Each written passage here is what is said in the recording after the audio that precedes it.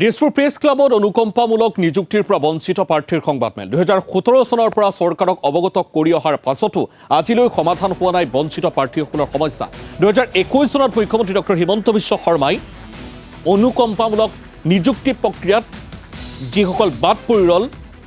সেই সকলোকে নিযুক্তি দিয়া হ'ব বুলি প্ৰতিশ্ৰুতি দিছিল কিন্তু আজিলৈ পূৰণ নহল মুখ্যমন্ত্ৰীৰ সেই প্ৰতিশ্ৰুতি গুৱাহাটী উচ্চ ন্যায়ালয়ে 2017 আগত মৃত্যু হোৱা চৰকাৰী কৰ্মচাৰীৰ পৰিয়ালসমূহক এই নিযুক্তি প্ৰদান কৰাটো ন্যায়সংগত বুলি মত প্ৰকাশ কৰিছিল যদিও আজিও নিজৰ প্ৰাপ্য অধিকাৰৰ পৰা বঞ্চিত হৈ থাকিবলগীয়া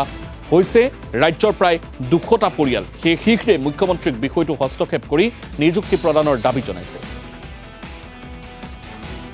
যেহেতু বৰ্তমান যিখন আঁচনি প্ৰচলিত হৈ আছে এখন সুন্দৰভাৱে প্ৰচলিত হৈ আছে আৰু ইয়াৰ দ্বাৰা বহুতো পৰিয়াল উপকৃত হৈছে কিন্তু আমি ৰৈ যোৱা যিখিনি কেণ্ডিডেট আমি ৰৈ গ'লো মানে এতিয়ালৈকে আমাৰ নহ'ল তো আমাৰ তেনেকুৱা বিভিন্ন আমাৰ প্ৰায় 150 বা 200 মান কেণ্ডিডেট আছে গোটেই অসমতে তো গোটেইখিনি আমি ডিএলচিৰ পৰা অনুমোদন পালোঁ ইতিমধ্যে 5% কোটাত যিটো ডিএলচিৰ দ্বাৰা অনুমোদন কৰে কি কয় সংৰক্ষিত আসন 5% ৰখা হয় ইয়াৰ কাৰণে তো এইটো অলৰেডি এইটো আমাৰ 5% সংৰক্ষিত আসনত আমি ডিএলচিৰ দ্বাৰা আমি অনুমোদন পালোঁ কিন্তু যেহেতু চূড়ান্ত সিদ্ধান্তটো আমাৰ ৰাজ্যিক ভিত্তিক কমিটিয়ে লয় ষ্টেট লেভেল কমিটি গতিকে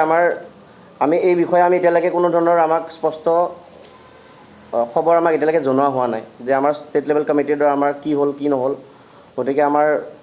পৰিয়ালসমূহ গভীৰ অনিশ্চয়তাত ভুগি আছে আৰু বহুতো আমাৰ প্ৰাৰ্থীসকলৰ পৰিয়াল বহুত মানে কি কমিটি আৰ্থিক অনাটনৰ মাজেৰে যেনে তেনে জীৱন মানে পাৰ কৰিবলগীয়া